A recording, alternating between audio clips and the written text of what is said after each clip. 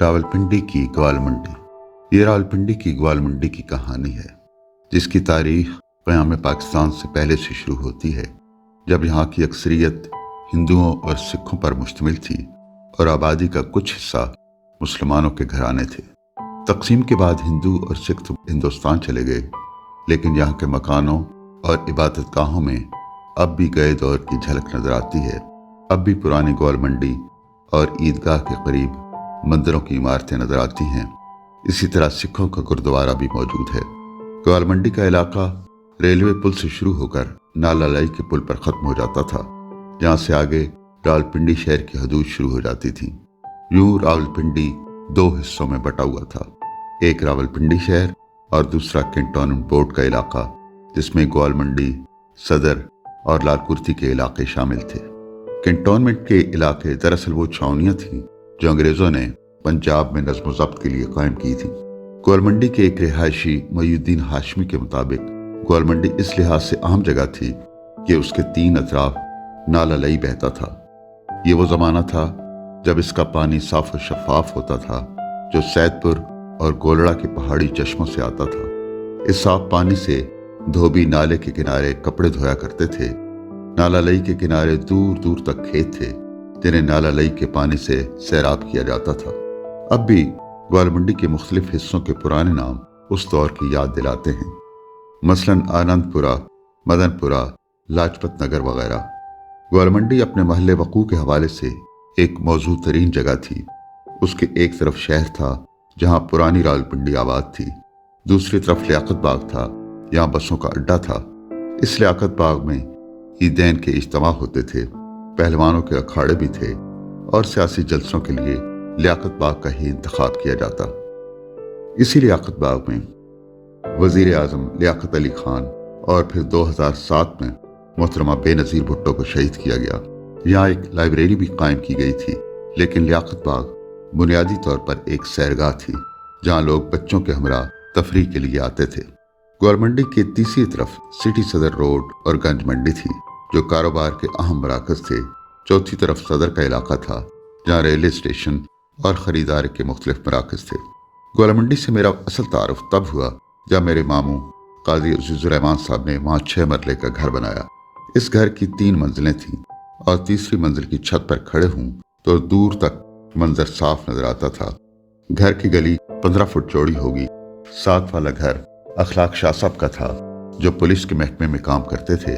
60 کی دہائی میں گوالمنڈی میں نئی آبادیاں بنیں جن کی گلیوں کو دن میں 2 بار اہتمام سے صاف کیا جاتا تھا۔ ماموں جان کے گھر کے بالکل سامنے ڈاکٹر عبدالخالق صاحب کا گھر تھا جن کا کلینک صدر میں تھا۔ وہ انتہائی شریف النفس آدمی تھے۔ وہ پیپلز پارٹی کی ایگزیکٹو کمیٹی کے رکن تھے اور 2 بار صوبائی اسمبلی کے رکن منتخب ہوئے۔ وہ پنجاب کے وزیر تعلیم اور وزیر خزانہ بھی رہے۔ ہمارے ماموں کا گھر کیا تھا، ایک ڈیرا تھا جہاں ہر وقت چولہے پر چائے تیار رہتی، گرمیوں میں گلی میں کرسیاں بچھائی جاتی اور سردیوں میں سیڑھیوں کے اوپر ان کے کمرے میں ان کے دوستوں کی باقاعدہ بیٹھک ہوتی۔ ان دوستوں میں کچھ نام مجھے اب بھی یاد ہیں۔ ایک تو فقیر رشید صاحب تھے۔ فقیر رشید صاحب لال کرتی کے ہائی اسکول میں میرے استاد رہ چکے تھے۔ ان کا شمار چند بہت اچھے اساتذہ میں ہوتا تھا۔ فقیر رشید صاحب کے بھائی ڈاکٹر ظہیر اسلام آباد میں بین الاقوامی معیار کے مطابق شفا اسپتال کے بانیوں میں سے تھے۔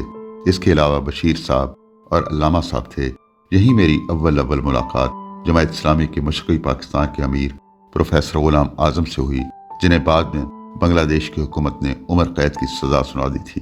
یہ 70 کی دہائی کا ذکر ہے، جس دوران میں نے اس ڈیرے پر شفیع نقی جامی، بابر اعوان، صدیق الفاروق، مشاہد اللہ اور بہت سے نامور لوگوں کو دیکھا۔ یہ بے لوث محبتوں کا زمانہ تھا اور اس ڈیرے پر بے لوث محبتوں کی فراوانی تھی۔ گلی کے نکڑ پر سہگل صاحب کی دکان ہوتی تھی جس پر آدھا وقت وہ اور آدھا وقت ان کی بیگم بیٹھتی تھی۔ اس دکان کے بالمقابل ایک پرانی 3 منزلہ عمارت تھی جو شاید کسی ہندو خاندان کا گھر تھا۔ اب وہاں پاشا صاحب رہا کرتے تھے۔ یہاں انہوں نے گہوارہ تعلیم کے نام سے ایک اسکول کھول رکھا تھا۔ پاشا صاحب کے چھوٹے بھائی اعجاز سر سید کالج میں ہمارے ساتھ پڑھتے تھے۔ اعجاز نے بعد میں آرمی جوائن کر لی اور بریگیڈیئر کے عہدے سے ریٹائر ہوئے۔ اعجاز سے چھوٹا بھائی نصیر تھا جو آرمی میں لیفٹیننٹ تھا۔ ایک روز وہ دوستوں کے ہمراہ دریائے نیلم میں تیراکی کر رہا تھا کہ تند و تیز پانی کی لہریں اسے بہا کر لے گئیں۔ گہوارہ تعلیم سے ذرا آگے محبوب جنرل سٹور تھا۔ سٹور پر کچھ وقت سٹور کا مالک محبوب اور باقی وقت اس کی والدہ بیٹھتی۔ محبوب جنرل سٹور سے بائیں طرف جائیں تو آگے موٹر مکینکس کی دکانوں کی قطار ہے۔ محبوب جنرل سٹور کے دائیں طرف گلیوں سے ہوتے ہوئے ہم جمعیت اہل قریش کے محلے میں آ جاتے ہیں۔ قریشی فیملی میں ایک چہرہ اقبال بھائی کا تھا، ہر دم مسکراتا چہرہ جو وقت سے پہلے اجل کی وادی میں اتر گیا تھا۔ اس زمانے کو یاد کروں تو گوالمنڈی کا ایک بڑا مرکز ایگل ہوٹل تھا جس کا مالک منظور تھا۔ اس ہوٹل کی چائے کا اپنا ذائقہ تھا۔ دلچسپ بات یہ کہ یہاں ادھار پر چائے ملتی تھی جس کی ادائی مہینے بعد کی جاتی۔ منظور نے بعد میں اپنے کاروبار کو بڑھا دیا اور چائے کی 5 دکانیں کھول لیں اور ان دکانوں کا نام پی ایم ہاؤس رکھا، جس سے اس کی مراد پیور ملک تھی۔ ایگل ہوٹل سے کچھ فاصلے پر ایگل ہیلتھ کلب تھا جس میں نوجوان ایکسرسائز اور باڈی بلڈنگ کے لیے آتے تھے۔ گوالمنڈی کے ہی الیاس صاحب بعد میں مسٹر پاکستان بنے اور گوالمنڈی کا نام روشن کیا۔ گوالمنڈی کی بیکریوں میں ایک بیکری خان بیکرز تھی۔ مجھے ابھی تک بیکری کے مالک ریاض خان صاحب کا چہرہ یاد ہے، کیسے وہ لمبی اور چوڑی چھری سے بند، جسے ہم بند کہتے تھے، کو درمیان سے کاٹ کر اس میں مکھن لگایا کرتے تھے۔ ہمارے گھر سے ایک گلی چھوڑ کر خوش سیرت اور خوش صورت حاجی مبارک صاحب کا گھر تھا، جن کے 5 بیٹے عشرت، جاوید، شاہد، فاروق اور اسد تھے۔ یہ انتہائی نیک اور ملنسار خاندان تھا۔ میرے ماموزاد بھائیوں شوکت اور طارق کی ان سے دوستی تھی۔ گھر کی معاشی حالت کو سہارا دینے کے لیے 80 کی دہائی میں عشرت اور اسد تلاش معاش میں امریکہ چلے گئے، جہاں عشرت نے ایک سٹور میں کام کرنا شروع کر دیا اور اسد نے ایک بیکری میں کام کا آغاز کیا۔ دن مہینوں اور مہینے سالوں میں بدلتے گئے۔ اب اسد کو یہاں کام کرتے ہوئے 12 سال بیت چکے تھے، لیکن اب بھی راتوں کو اسے گوالمنڈی کی یاد ستاتی تھی۔ دن کو بیکری میں کام کرتے ہوئے جب وہ باہر نیو یارک کی سڑکوں پر برف باری کا منظر دیکھتا تو اسے اپنی گوالمنڈی کے گلی کوچے یاد آ جاتے۔ وہ چشم تصور میں دیکھتا کہ گوالمنڈی کی عیدگاہ کے اونچے لمبے درخت اور نالا لئی کا پل تیز بارش میں بھیگ رہے ہیں۔ اس کے محلے آنند پورہ کی گلیوں میں بچے بارش میں نہاتے ہوئے ایک دوسرے کے پیچھے بھاگ رہے ہیں۔ ایگل ہوٹل میں چائے پینے والوں کا ہجوم ہے۔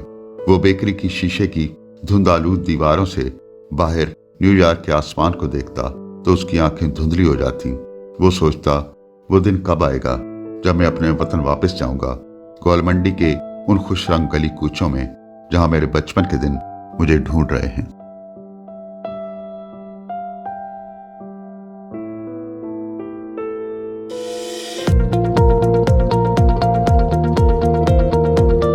بارہ سال نیو یارک رہنے اور ہر روز راولپنڈی میں اپنی گوالمنڈی کو یاد کرنے کے بعد آخر وہ دن آ ہی گیا جب اسد نے نیو یارک چھوڑنے اور مستقل پاکستان واپس آنے کا فیصلہ کر لیا۔ اس دوران اسد کی والدہ کا انتقال ہو گیا تھا اور وہ جانتا تھا کہ اس کے والد حاجی مبارک صاحب کو سہارے کی ضرورت ہے۔ گوالمنڈی واپس آ کر اسے یوں لگا جیسے نیو یارک کے ہنگامے گوالمنڈی کی رونقوں کے مقابلے میں کچھ بھی نہیں۔ پاکستان آ کر اس نے فیصلہ کیا کہ ایک معیاری بیکری کھولنی چاہیے۔ اس زمانے میں صدر میں 2-3 بہت اچھی بیکریاں تھیں۔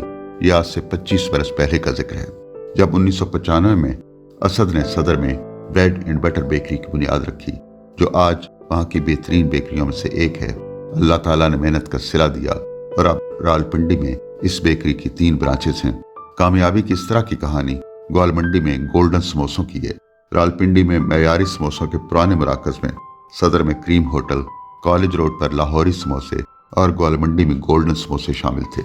صاحب خانہ سرکاری ملازم تھے۔ ایک بڑے خاندان کی پرورش کے لیے کسی معاشی سرگرمی کی ضرورت تھی۔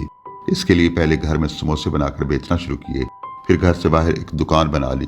محنت اور دیانت سے ان کا کاروبار پھلنے پھولنے لگا اور پھر دیکھتے ہی دیکھتے اللہ تعالیٰ نے اس گھرانے کے دن پھیر دیے۔ گولڈن سموسوں کی دکان کے بالکل سامنے ایک 3 منزلہ عمارت تھی جہاں ڈاکٹر اسحاق صاحب کا کلینک تھا۔ اس کے اوپر والی منزل پر میرے ماموزاد بھائی شوکت صدیقی کا دفتر تھا، جو ان دنوں ہائی کورٹ میں پریکٹس کر رہے تھے۔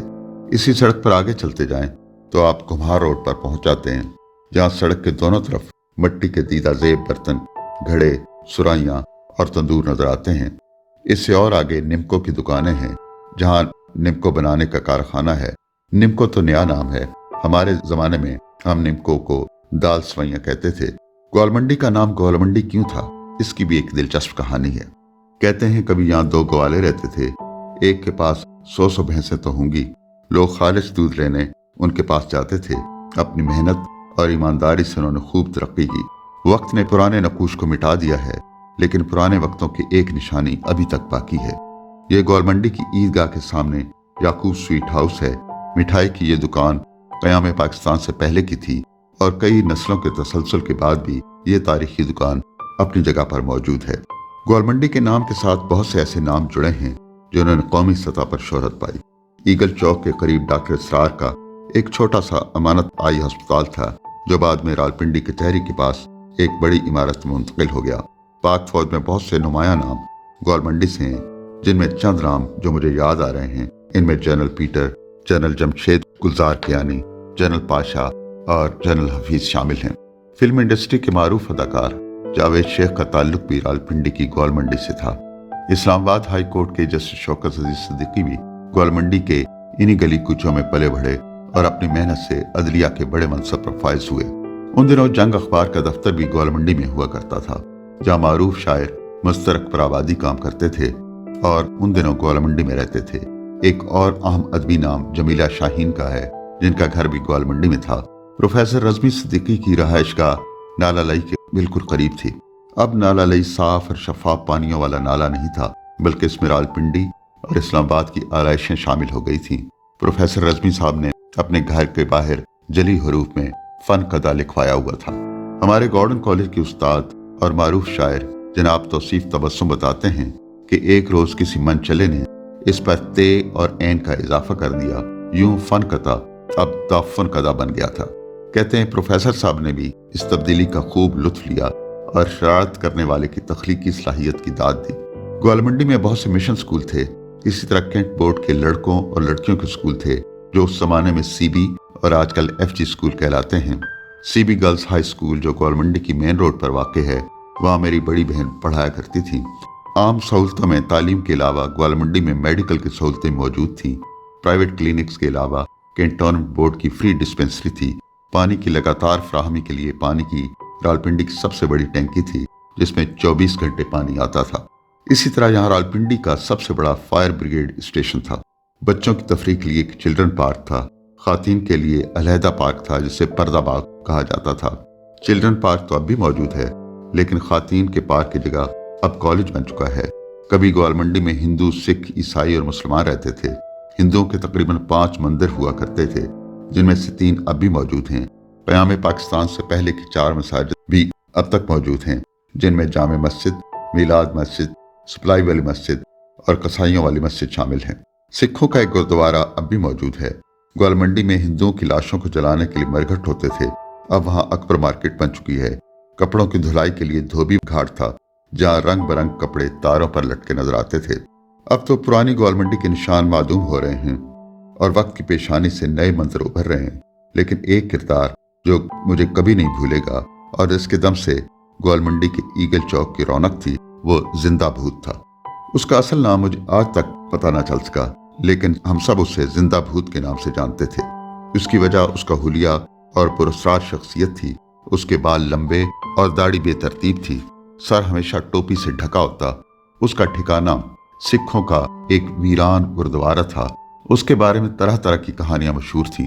ان میں سے ایک یہ بھی تھی کہ اس کے پاس ایک بڑا خزانہ ہے جس کو اس نے کہیں چھپا کر رکھا ہوا ہے، لیکن یہ سب قیاس آرائیاں تھیں، کوئی بات یقین سے نہیں کی جا سکتی تھی۔ اس کی ظاہری حالت خستہ تھی، لیکن ہم نے اسے کبھی بھیک مانگتے نہیں دیکھا۔ زندہ بھوت ہر شام کو گوالمنڈی کے ایگل چوک سے گزرتا تو ادھر ادھر کھڑے لڑکے زور سے زندہ بھوت کا نعرہ لگاتے۔ اس پر وہ رک جاتا اور پیچھے مڑ کر سب کو مغلظات سناتا۔ ان گالیوں کا برا منانے کے بجائے لڑکے بالے ہنس ہنس کر دورے ہوتے۔ یہ ہر روز کی تفریح تھی۔ ایک روز سب نے پروگرام بنایا کہ آج زندہ بھوت گزرے گا تو کوئی لڑکا کچھ نہیں بولے گا، سب خاموش رہیں گے، دیکھیں کیا ہوتا ہے۔ اس شام ہم سب ایگل ہوٹل کے گرد و نواح میں چھپ کر اس کا انتظار کرنے لگے۔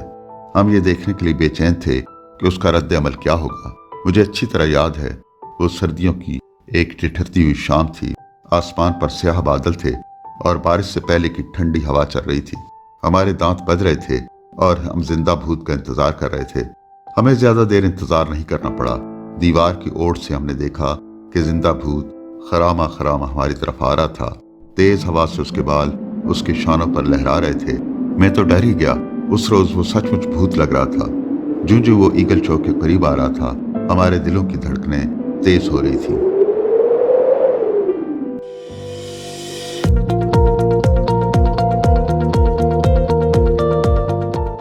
ہم سب اپنی اپنی جگہ پر سانس روکے کھڑے تھے اور زندہ بھوت کی آمد کے منتظر تھے۔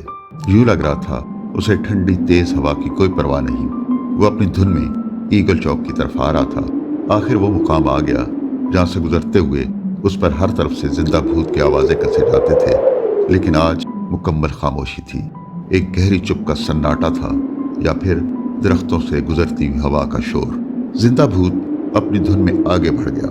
پھر ہم نے دیکھا وہ آگے جا کر رک گیا ہے اور واپس اسی مقام پر آ رہا ہے جہاں اس پر آوازیں کسے جاتے تھے۔ ہم سب یہ منظر بڑے شوق سے دیکھ رہے تھے۔ عین اس مقام پر پہنچ کر زندہ بھوت کھڑا ہو گیا اور چاروں طرف دیکھنے لگا۔ جب اسے ہم میں سے کوئی نظر نہیں آیا تو اس کی حالت دیدنی تھی۔ وہ زور زور سے ہمیں پکارنے لگا، کہاں چلے گئے ہو تم سب؟ تم بولتے کیوں نہیں؟ کیا سب مر گئے ہو؟ یوں لگتا تھا زندہ بھوت پر پاگل پن کا دورہ پڑ گیا ہے۔ وہ چاروں طرف ہمیں ڈھونڈ رہا تھا اور ہمیں نہ پا کر اپنی ایجاد کردہ گالیاں دے رہا تھا، لیکن اس کے جواب میں مکمل خاموشی تھی، یا پھر تیز ہوا کا شور تھا۔ آخر وہ تھک ہار کر لڑکھڑاتے قدموں سے آگے بڑھ گیا۔ وہ دن اور اس دن کا یہ عجیب و غریب تجربہ مجھے اور میرے ساتھیوں کو ہمیشہ یاد رہے گا۔ زندہ بھوت جس اجڑے ہوئے گردوارے میں رہتا تھا، وہیں ایک اور کردار بھی تھا جس کا نام ولی تھا۔ ولی کے خاندان کے سب لوگ قیام پاکستان کے دوران مارے گئے تھے۔ وہ اپنی بسر اوقات کے لیے ٹافیاں بیچتا تھا۔ ولی سے مجھے ولی کا شوز کے ولی بھائی یاد آ گئے، جن کی دکان جامع مسجد کے ساتھ تھی۔ گوالمنڈی کی اہم سماجی شخصیت مقبول شاہ صاحب تھے، جو ہمیشہ دوسروں کے دکھ سکھ میں شریک ہوتے تھے۔ کسی زمانے میں معروف وکٹ کیپر اور پاکستانی کرکٹ ٹیم کے کپتان وسیم باری بھی گوالمنڈی میں رہتے تھے۔ گوالمنڈی کی ایک اور ممتاز شخصیت آغا صاحب کی تھی، جو سٹی صدر روڈ پر واقع تاج محل سینما کے مالک تھے۔ حکیم واسطی صاحب بھی گوالمنڈی کی اہم شخصیات میں شامل تھے، جو حکمت و ادب کا خوبصورت امتزاج تھے۔ یاد آنے والوں میں ایک نام بہت روشن ہے، وہ بھاجی کا ہے۔ بھاجی کو کبوتروں کا شوق تھا اور ان کے گھر پر ہر وقت دوستوں کی محفل رہتی تھی۔ معروف ہومیوپیتھک ڈاکٹر ریاض بھی گوالمنڈی کے مکین تھے۔ پنجاب یونیورسٹی کے سابق وائس چانسلر مجاہد کامران کا گھر بھی گوالمنڈی میں تھا۔ ان کے والد جناب شبیر شاہ صاحب معروف صحافی تھے، جو انگریزی اخبار پاکستان ٹائمز میں لکھتے تھے۔ ان دنوں ہم بچے بے دھڑک دور و نزدیک کی دکانوں پر سودا سلف لینے جاتے تھے، جس کے لیے ہمیں مختلف گلیوں سے گزرنا پڑتا تھا۔ مجھے یاد ہے ایگل ہوٹل کے بالکل سامنے صدیقی جنرل سٹور تھا۔ اس دکان کے مالک شمیم صاحب تھے۔ اس طرح اکبر بھائی کی دکان، بگا اور منا دو بھائیوں کی دکان، حاجی صاحب پان والے کی دکان جو خان بیکری کے سامنے واقع تھی، گلزار کی دکان جو حاجی مبارک صاحب کے گھر کے سامنے تھی، ایگل ہیلتھ کلب کے سامنے عالم کی دکان، اور شاہ جی کریانہ سٹور جو عیدگاہ کی عقبی گلی میں واقع تھا۔ گوالمنڈی میں خلیفہ جی کا گرم حمام خان بیکری کے قریب تھا، جہاں گرم پانی سے غسل کی سہولت میسر تھی۔ عمر بھائی کی لائبریری تھی، جہاں سے کرائے پر کتابیں ملتی تھیں۔ طالب چائے والے کی دکان پرانی گوالمنڈی کی پاپڑ گلی میں واقع تھی۔ بھورا حجام کی دکان ہماری گلی کے قریب تھی۔ معیاری گوشت کا ایک مرکز کاکا قصائی کی دکان تھی۔ اسی طرح چاچا سیدہ کے تندور پر بھی خوب رش ہوتا۔ ماسٹر مہردین کی شاہین ٹیلرز کپڑوں کی سلائی کی معیاری دکان ہوتی تھی۔ مشتاق موٹر مکینک کی دکان گوالمنڈی کے گرد و نواح میں مشہور تھی۔ اس زمانے کے ہوٹلوں میں ایگل ہوٹل کے علاوہ حاجی صاحب کا مسلم ہوٹل بھی تھا، جو گوالمنڈی کی مرکزی سڑک پر واقع تھا۔ اسی طرح ایک باؤ جی کا ہوٹل تھا، جو کرکٹرز کو پروموٹ کرتے تھے۔ آج ایک مدت بعد دل میں ایک عجیب سی خواہش نے سر اٹھایا کہ میں سالوں پہلے چھوڑے ہوئے ان گلی کوچوں میں پھر سے جاؤں اور وہاں کی مٹی کی مہک اپنی روح میں محسوس کروں۔ یہ جنوری کی ایک چمکیلی صبح تھی اور میں اس بستی کو جا رہا تھا جسے چھوڑے ہوئے ایک عرصہ ہو گیا تھا۔ کالج روڈ سے آپ گوالمنڈی کو جائیں تو لکڑی کا ایک پل آتا ہے۔ آج منظر بدلا ہوا تھا۔ پل سے پہلے دو رویا موٹر مکینکس کی ورکشاپس تھیں۔ دونوں طرف گاڑیوں کا اتنا رش تھا کہ وہ مشکل گاڑی کو راستہ مل رہا تھا۔ میں بہت احتیاط سے گاڑی چلا رہا تھا۔ اب میرے سامنے مدن پورہ کا گیٹ تھا، جسے 1934 میں لالا برکت رام نے تعمیر کیا تھا۔ یہ نام اور تاریخ ابھی تک اس دروازے پر کندہ ہیں۔ دروازے سے اندر داخل ہو کر ایک مندر نظر آتا ہے جو بلندی پر ہے، جس کے چاروں طرف اب گھر بن چکے ہیں۔ میں نے گاڑی ایک جگہ پر کھڑی کر دی اور کمہار روڈ پر چلنے لگا۔ میرے دائیں ہاتھ ڈاکٹر اسحاق کا کلینک تھا، جہاں اب ان کا بیٹا بیٹھتا ہے۔ کلینک کے بالکل سامنے گولڈن سموسوں کی دکان اپنی جگہ قائم تھی۔ اب اس دکان کی باغ ڈور نئی نسل کے سپرد تھی۔ کمہار روڈ سے گزرتا ہوا میں بائیں ہاتھ ہو گیا، جہاں ایک مندر کا کھنڈر تھا، اب جس کا مینار باقی تھا۔ باقی حصے پر لوگوں نے اپنے گھر بنا لیے تھے۔ اس دن سردیوں کی دلربا دھوپ میرے ہمراہ تھی اور میں پرانی گوالمنڈی کے گلی کوچوں میں یادوں کی انگلی پکڑ کر چل رہا تھا۔ اب میں کھترانی گلی سے گزرا تھا، جہاں 1901 کا ایک پرانا مندر نظر آیا، جس کے ارد گرد ایک وسیع و عریض گھر بن گیا تھا۔ دلکش دھوپ کے ہمراہ میں پاپڑ گلی پہنچا تو اس چھروکے نما کھڑکیوں والے گھر کے سامنے رک گیا۔ یہ بھاجی کا گھر تھا۔ کبھی ان کی بیٹھک میں محفلوں کا شور ہوا کرتا تھا، اب سب کچھ ایک خواب لگتا ہے۔ اب میں گلیوں میں سے ہوتا ہوا مین روڈ پر آ گیا ہوں، جہاں گوالمنڈی کا مشہور سینٹ اینڈریوز چرچ ہے۔ اب میں اس گلی میں ہوں جہاں ہمارے ماموں کا گھر تھا، جس گھر میں ہزاروں بار آیا تھا۔ پتہ نہیں اب اس گھر میں کون لوگ رہ رہے ہوں گے۔ آج چھٹی کا دن تھا اور گلی میں کوئی بھی نہیں تھا۔ میں نے باہر کھڑے ہو کر اس کمرے کو دیکھا، جس کی کھڑکی نظر آ رہی تھی۔ کبھی یہاں ہر روز ماموں کے اپنے دوستوں فقیر رشید صاحب، علامہ صاحب، بشیر صاحب اور حکیم ہاشمی صاحب کے ساتھ محفلیں جمتی تھیں۔ آج یہاں ہر طرف خاموشی ہے۔ اس شجر کے پرانے طائر انجانی منزلوں کو پرواز کر چکے تھے۔ گلی کے نکڑ پر سہگل صاحب کی دکان اب چودھری کریانہ سٹور میں بدل گئی ہے۔ اب میں خان بیکری پر جاتا ہوں، وہاں ایک نوجوان لڑکا بیٹھا ہے۔ اس سے ذرا آگے بائیں ہاتھ صدیقی جنرل سٹور ہے۔ شمیم صاحب اللہ کو پیارے ہو گئے ہیں۔ اس کے بالکل سامنے ایگل ہوٹل ہوا کرتا تھا۔ پوچھنے پر پتہ چلا کہ ایگل ہوٹل کب کا بند ہو چکا ہے۔ جنوری کی روح پہلی سپہر اب سرد سرمئی شام میں ڈھل چکی ہے۔ اچانک مجھے خیال آتا ہے کہ میں ایگل چوک میں تنہا کھڑا ہوں۔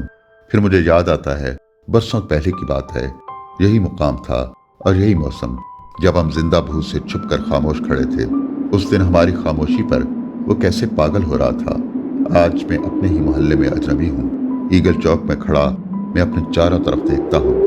آنے جانے والوں میں کوئی بھی شناسا چہرہ نہیں۔ میں دونوں ہاتھوں سے اپنے چہرے کو ڈھانپ لیتا ہوں اور چیخ چیخ کر پکارتا ہوں، کہاں چلے گئے ہو تم سب؟ بولتے کیوں نہیں؟ بولو، آج کیوں چپ لگ گئی ہے تمہیں؟